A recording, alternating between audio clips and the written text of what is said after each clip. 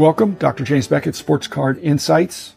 I am going to talk about this, as it's titled here. This is another faux sponsor, a sponsor that did not or does not make the cut. Some of these businesses are such that they will be struggling in the sense that with COVID-19 confusion, with no card shows, all we have is virtual, that it's tough to get something new off the ground. But first, my sponsors that are that have signed up, and I enjoy touting them and explaining them and giving and putting them in front of my my listeners. So thanks, Beckett Media, Beckett Grading, Beckett Authentication, ComC.com, Burbank Sports Cards, Mike Stadium Sports Cards, Heritage Auctions, Huggins and Scott Auctions, as well as Topps, Upper Deck, and Panini. So front and center grading.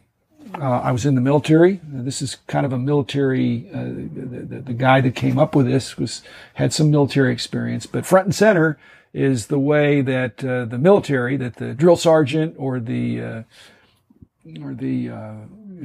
officer in charge gets your attention. Front and center, that means it means focus your attention front and center. So that has been applied to grading, to card grading. And it's been applied in an interesting way that is counter to what you might think. It is not the full grading of the card in the same way as is being done currently.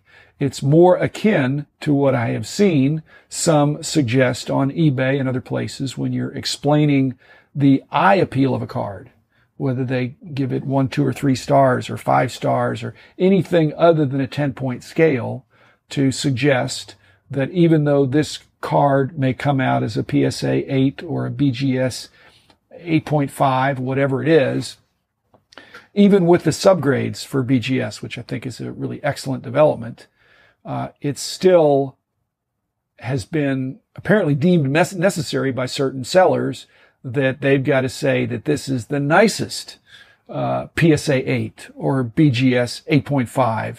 It's exceptionally nice for its grade, and I see that in the auction catalogs.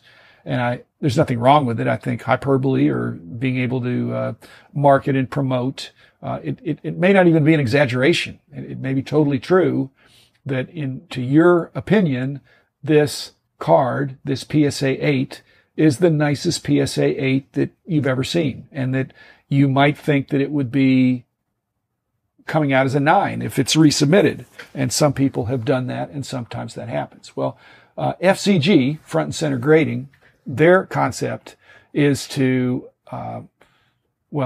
skip some of the tricky parts of grading and go straight to the core of the matter, which is, what does this card look like? What is the eye appeal?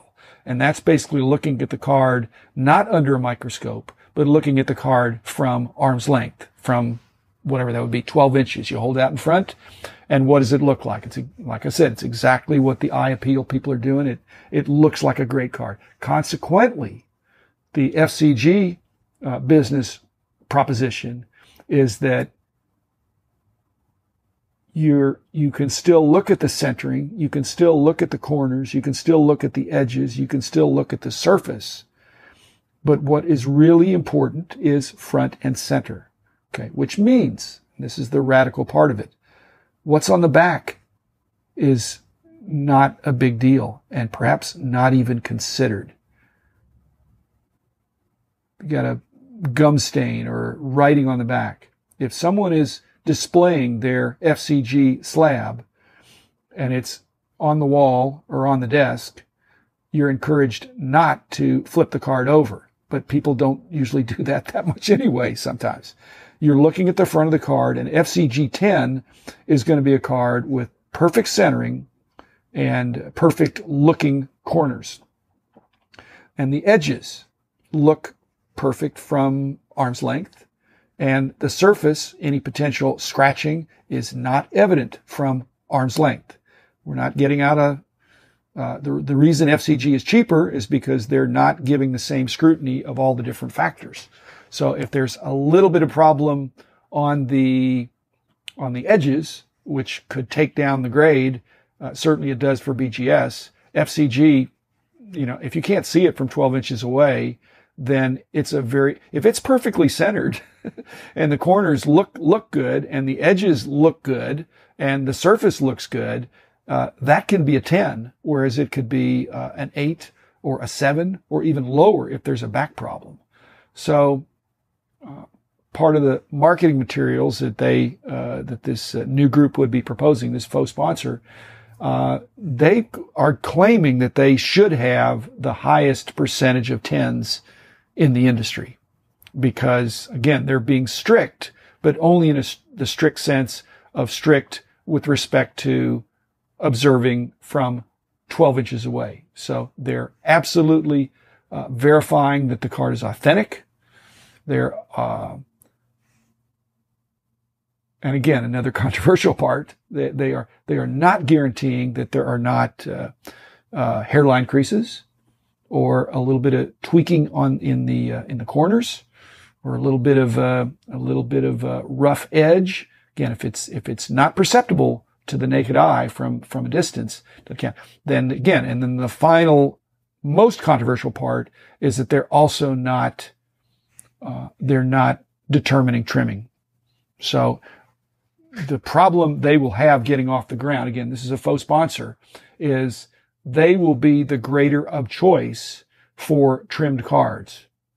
So when you see an FCG 10, you might think, well, this very possibly could be trimmed because really the main thing they're looking at is the eye appeal of the card. It's a legitimate card and it's perfectly centered. How it got to be perfectly centered may be nefarious. But again, if you read the fine print of FCG, they will not be warranting that this card has not been trimmed, does not have hairline creases, does not have a slightly soft corner that you can't really tell unless you look at it under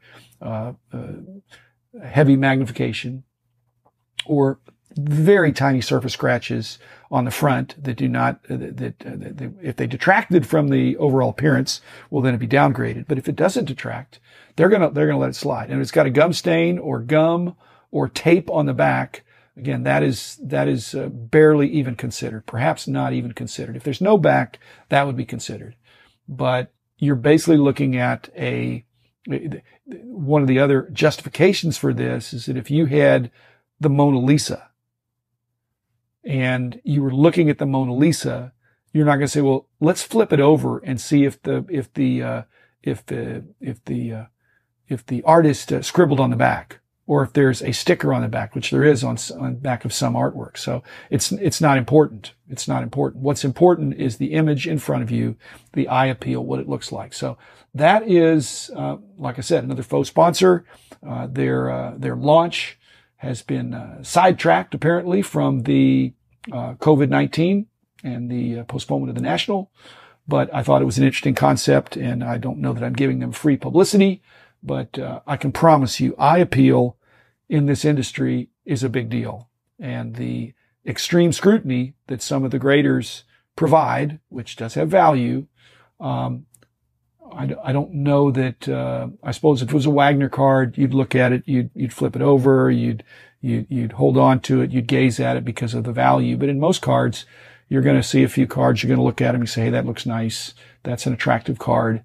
And you're not going to worry about, bringing it up to your jeweler's loop. So there we have it. There's another faux sponsor. I'll be back again tomorrow with another episode. Appreciate your listening. If you've got ideas for other episodes or feedback, please send them to drjamesbeckett@gmail.com. That's DOCTOR, James Beckett @gmail.com without any spaces. And I can't guarantee that you'll get mentioned, but some of the questions have gotten through. And again, I've got smart listeners, and I'm enjoying trying to present material of interest. So, thanks everybody. Be back again tomorrow with another episode. In the meantime, enjoy your collecting and be safe.